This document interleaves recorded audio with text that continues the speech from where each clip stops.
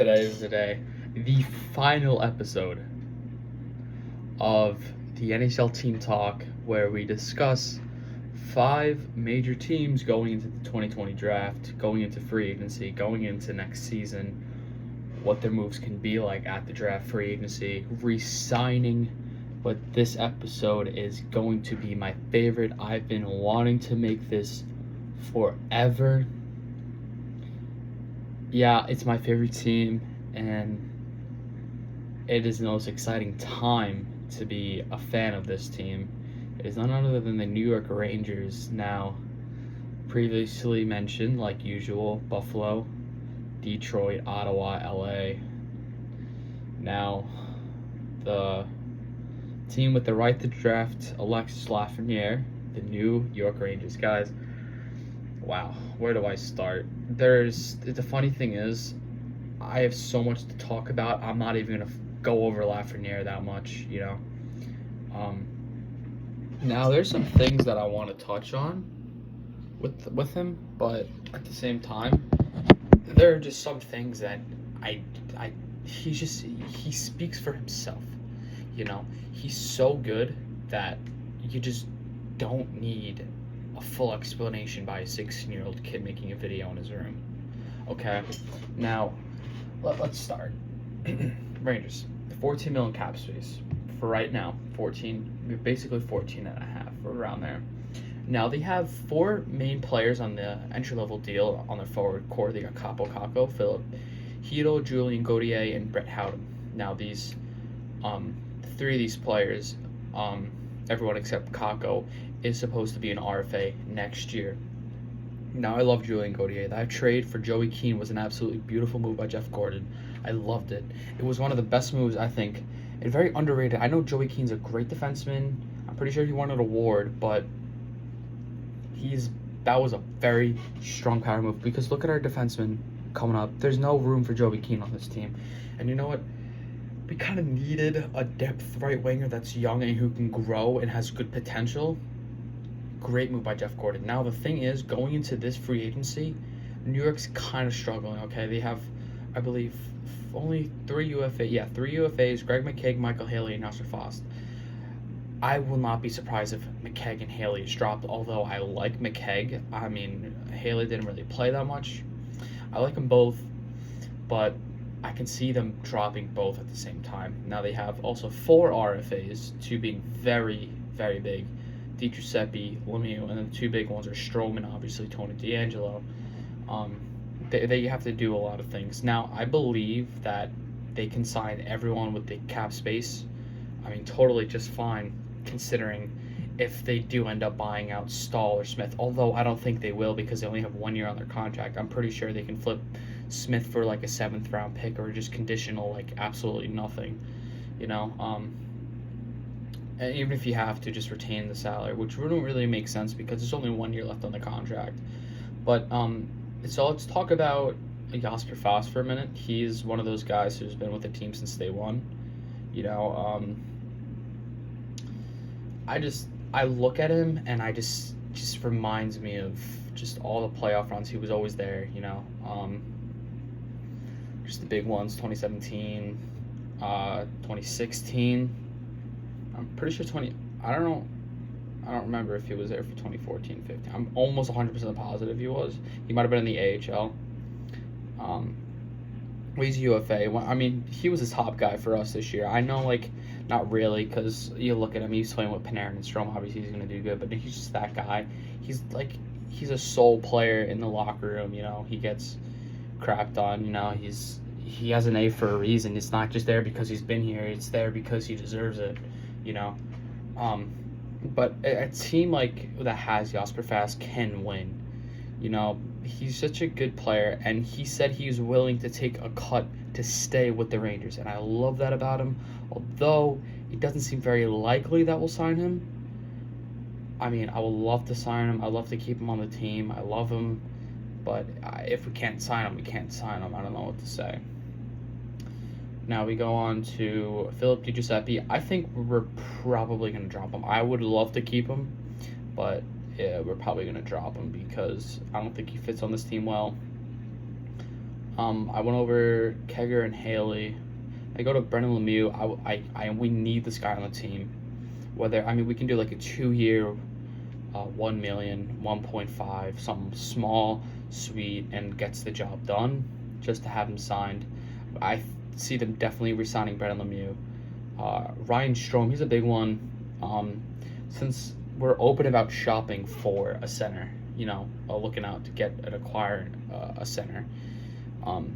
We don't know if we're going to sign Ryan Strome because of the possibilities of us acquiring a center free agency, draft, just regular trades, etc. and etc. But if I was to give an estimated amount, I would say, because he also said he's willing to take a cut, and I would also say around 5.5, which is a very good deal, I think. If you look at a 5.5 for the next 4 or 5 years, that's a perfect deal. I would love to have Strome like that. Hey, he's kind of disgusting. I don't know if you guys ever seen him play.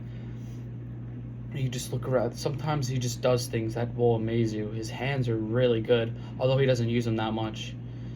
His hands are very good. Now, the big deal here, Tony DeAngelo. Personally, my favorite player. I have some stories with him. He's a really nice guy, great locker room guy. You might not agree with everything he says, but he is one hell of a player, to say the very least. 24 years old. He's pretty young, right-handed defenseman. Listen, you have to sign him. I don't care about people saying Nils Lundqvist is going to take over Tony DeAngelo. If that's the case scenario, you might just have to play a 4 right-handed defenseman. Deal with it. You cannot get rid of a guy like Tony DeAngelo. He is a potential top 5 defenseman offensively in the entire league. Maybe, I think he's probably, I would say he might be top 5 offensive defenseman in the league. He's so underrated. He's one of the only defensemen to score a hat trick this season and last season. He is just outstanding. He's a power play quarterback specialist, okay? And he deserves to get paid. Last year he re-signed for $925 on a 1 year because it was more of a tryout contract. See, like ever since we acquired him from Arizona, he's been one of the best defensemen we've had, if not the best defenseman we've had. Now, I want to see Tony re-signed 100%. I did not want to see him traded. I want to see him as a stud and a star. I want to see him become what Stahl was supposed to become. I want to see him grab that long-term deal and have a great career with us. So definitely have to re-sign him. My guess is another probably like 5.5, probably less. But if we're going long-term, 5.5-ish. If we're going like 2-3 years, I would say 3.5, 4. When I say long-term, I mean like 5, 6. But I don't see him signing a 5-6 deal, so I'm saying like 3-4 for about 3.5, 4 mil. Perfect deal for Tony D. Would be an absolute steal of a contract if they can get him that low. Again, most of these players are definitely, and I mean 100% willing to take a cut, considering we have the first overall pick and the 22nd overall pick, and we also have free agency coming up.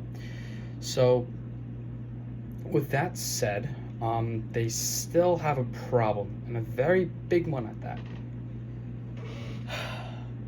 Something I'm not proud of, but they're buyouts. Brad Richards, not a big deal. He's been on buyout for a long time, and he's currently getting paid $0 by us. Ryan Spoon of $300,000. It might be small, but it could be a lot if you kind of think about it. Dan Girardi, it's actually kind of funny. $1,111,111.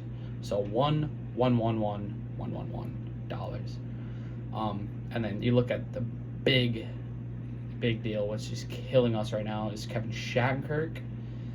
And that's a problem because he's making over $6 million from buyouts, and it's pissing me off because in total it's around $7.5 million to literally nobody. And you look at Kevin Shattenkirk now; he's playing with the Tampa Bay Lightning, and he's making like $1 million. It's just like ridiculous. I know they have to have some sign. Oh my god. They also have to sign some players in the free agency, like Vanilla Chieri, Cristobal Nieves, Matt Bolesky. And then you got some RFA guys like Gabriel Fontaine, Ryan Gropp, Dustin Liedel. I love Gropp and I love Fontaine. Fontaine, I've seen him play live a couple times. It's really cool to watch him play. He's kind of gross, not gonna lie, you know. But that's that.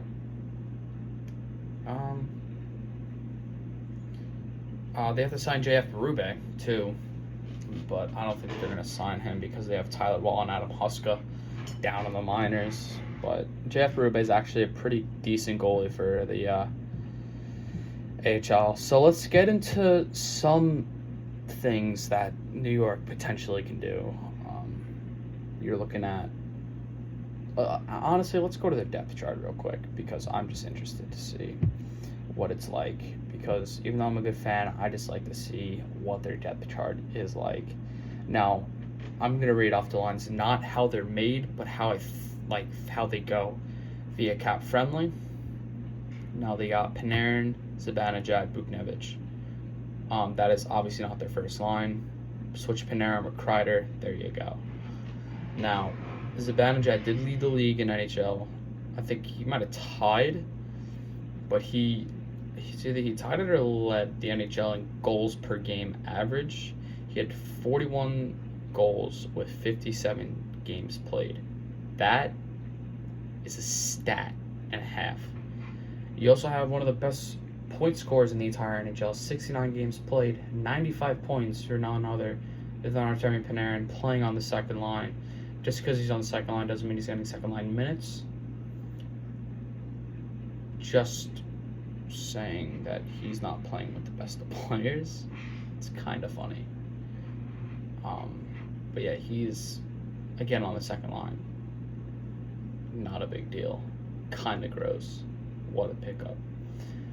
Worth the 11.75, whatever the hell his contract is. Now you look at some depth guys that are actually pretty good.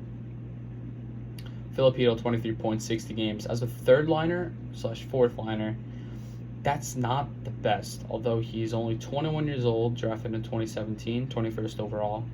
Same draft as Elias Anderson. He should be getting better. Now there are rumors that we might trade him for a bigger piece, but you know, we don't know.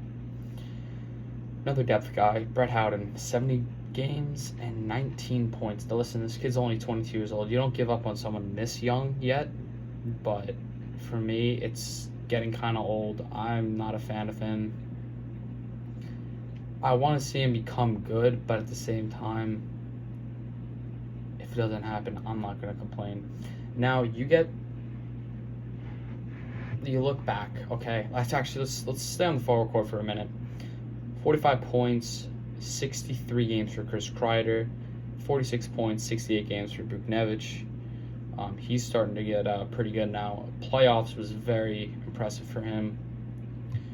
Kaapo Kakko, 23 points, 66 games. Now, listen, you might be saying Kakko's a bust. First of all, this poor kid, I'm not even kidding, this poor kid, what did he play with? Hedel and maybe Lemieux the entire season on the third line. Yeah, he got power play minutes, but at the same time, he was also playing with like Hedel and Buchnevich. So listen, this kid is only 19, or actually, he was 18 years old when he did this.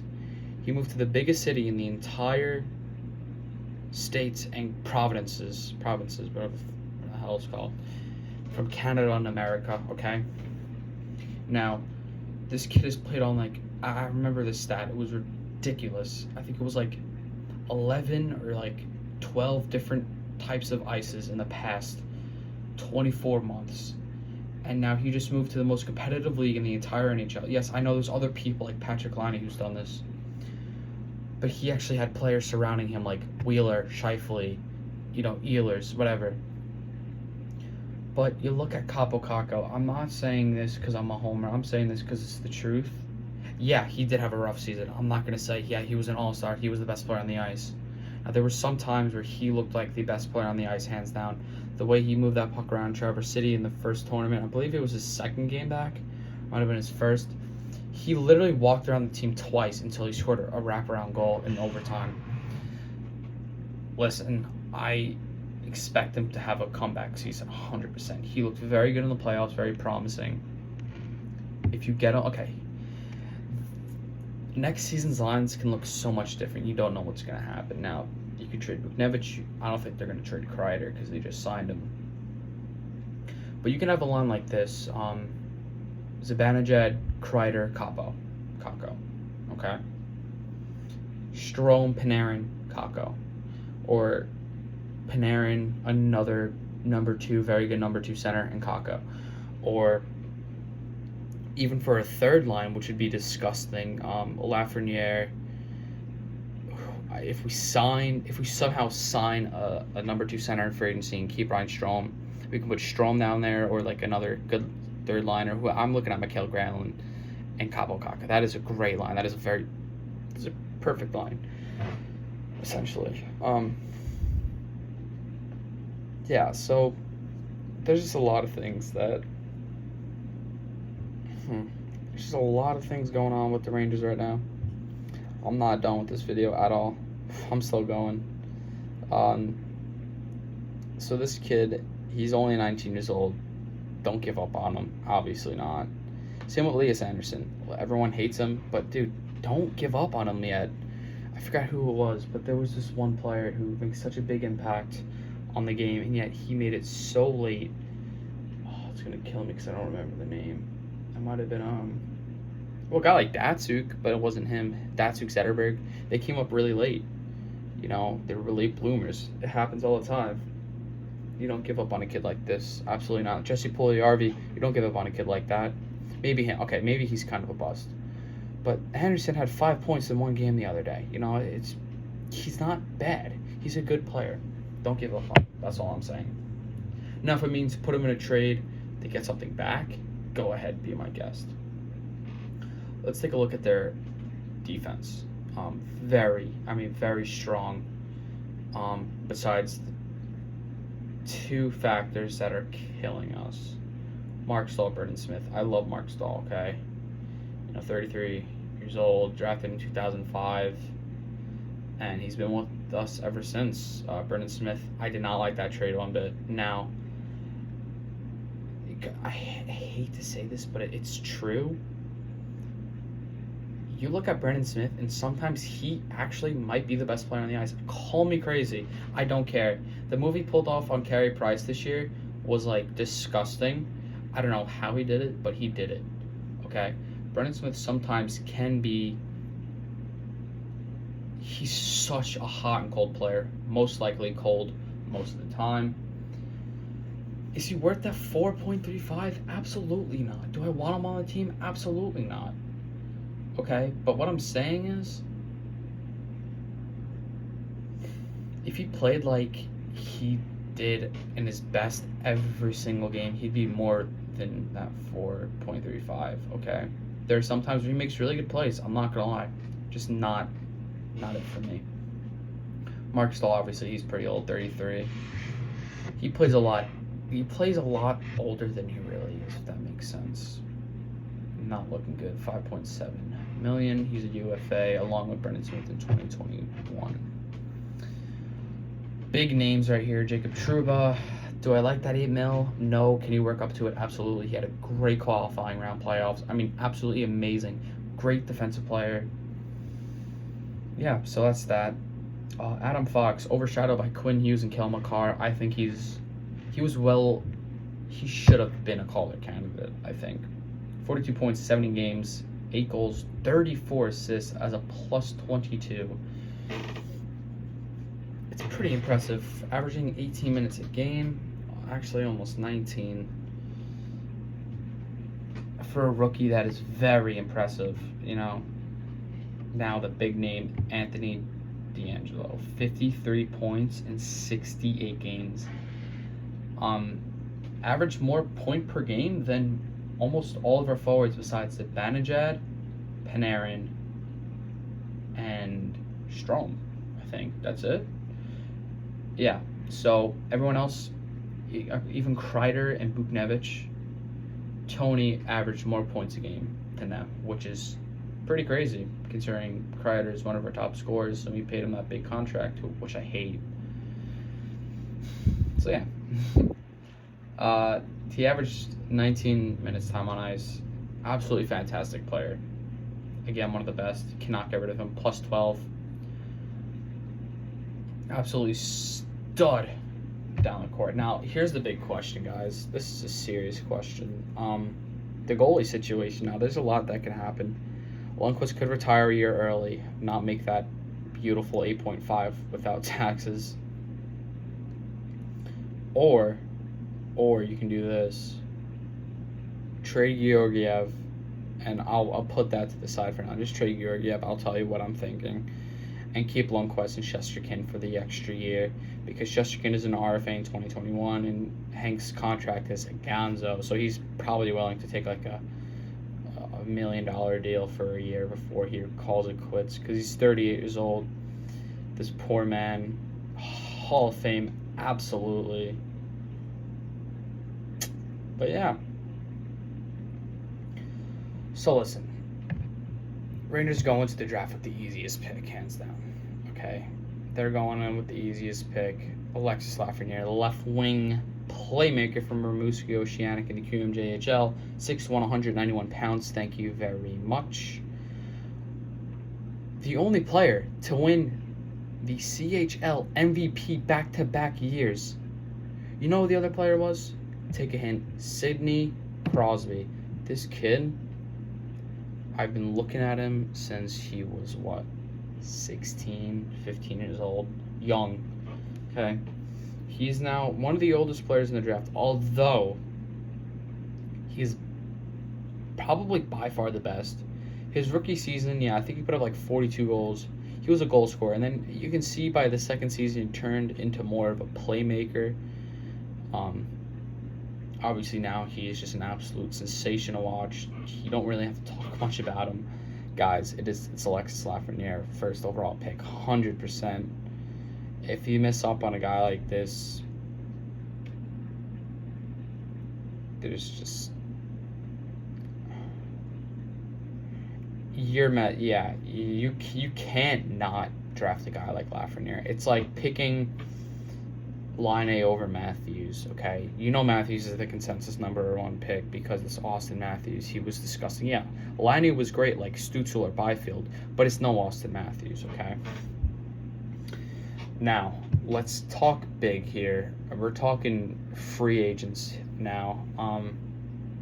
Make this one quick because I still have to talk about trades, and it's kind of a long episode. You look at Mike Hoffman, Taylor Hall, Pietrangelo, Krug. Krug's probably going to go to Detroit, I heard, because that's his hometown. Pietrangelo might resign. I believe he's going to resign. Taylor Hall, I hate to say it, but I think Colorado's going to take him. But let's talk about players that the Rangers can potentially sign. Short contract, sweet deal. Who I would love to see back is Derek Brassard. He's a center, exactly what we need. He can be a perfect third, fourth line guy, 32 points, 66 games. Currently made 1.2 mil as UFA playing for the Islanders. 10 goals, 66 games. Again, not that bad, not that good. But again, I would love to see him back. Yeah, no, it'd just be great to have him back. He was always a good guy. I'd never wanted to get rid of him, but so it is. Another good guy, Eric Halla. And he plays at Florida right now. He was making 2.75, 40 games played, 24 points, 12 each. Center left wing, not bad. Another guy that will be a pretty good pickup, Matthias Janmark, 21 points, 62 games with 6 goals. Guys, I don't know, but here's a really big deal. You can get a guy like Galchenyuk, or who I personally want to see on the team, Mikael Granlund, who had 30 points in 63 games, 17 goals, and he was currently making 5.75. Yeah, it's a big contract. But listen, this kid, he's 20 years old, and I think he'll fit literally perfect. I can see his name and number on the Rangers jersey. I'm not even kidding. 64 Granlund with the flow in the back, the blonde flow because he's a super Swede. I can see it 100% happening. I want to see it. I want him on the team. He would be a perfect pickup. I'm simping over this kid right now. That's how beautiful he is. Now listen, another big, huge thing going on. We're not going to offer sheet Barzal. Although last year, I'm serious when I say this, last year, Jeff Gordon was thinking about, I think he didn't put a deal on it yet, but he was going to put a RFA sheet on Brandon Point. Now you look at that and you're like, ooh, interesting. Guess who's an RFA this year? None other than his second line center, Anthony Cirelli. Listen, this kid is 44.68 games. I'm pretty sure he played the fourth line last year. Yeah, he's playing on a team with Tampa Bay. Obviously, he's going to do disgusting. 22 years old, center. Like, clear-cut center, okay? Would be a great addition to have. Can they offer sheet him? Yes. Is he going to make a shit ton of money? Yes. So, maybe offer sheeting him isn't the best idea, but it is an idea. Dylan Strome. Now listen, it'll be hilarious if we get the Strome brothers on the team. Do I see him re-signing with Chicago? Absolutely. I definitely see him re-signing with Chicago. Although I would love to see him. Try to make a push for him. But yeah, so that's that.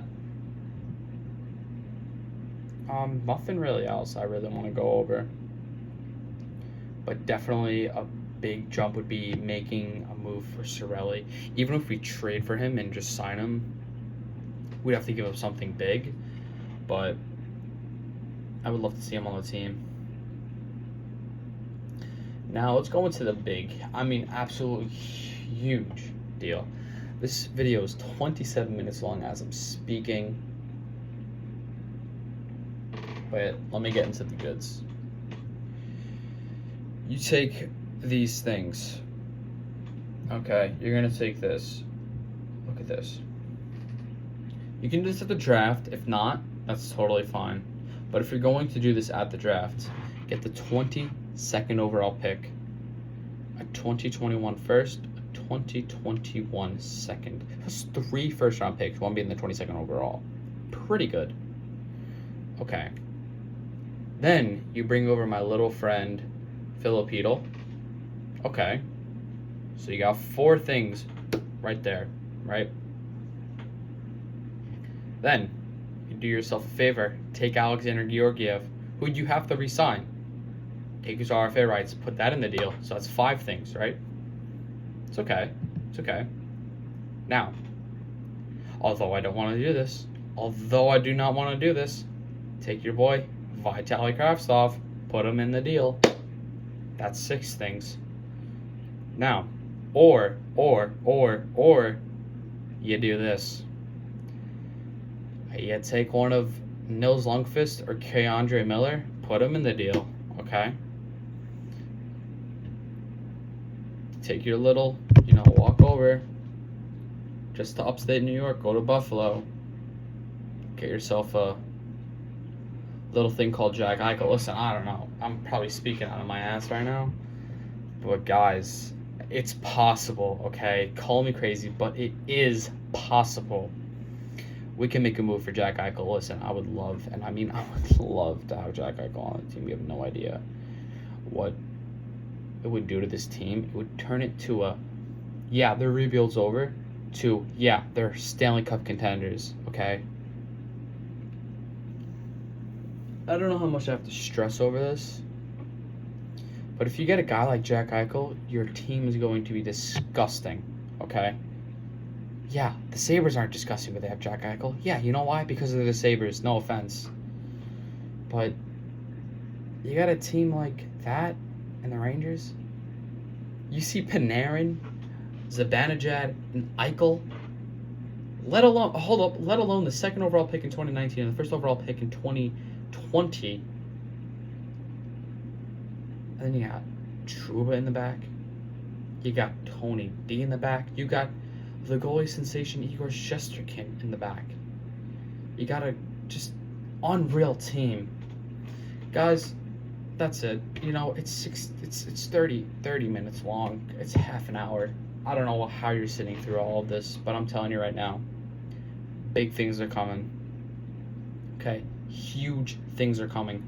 I expect Gordon to make a move at the draft. I expect Gordon to pick up a big free agent. I expect him to sign these players sooner rather than later because I'm stressing out over here. Thank you so much for watching. This has been an amazing series. Thank you so much for tuning into all 5 of these episodes.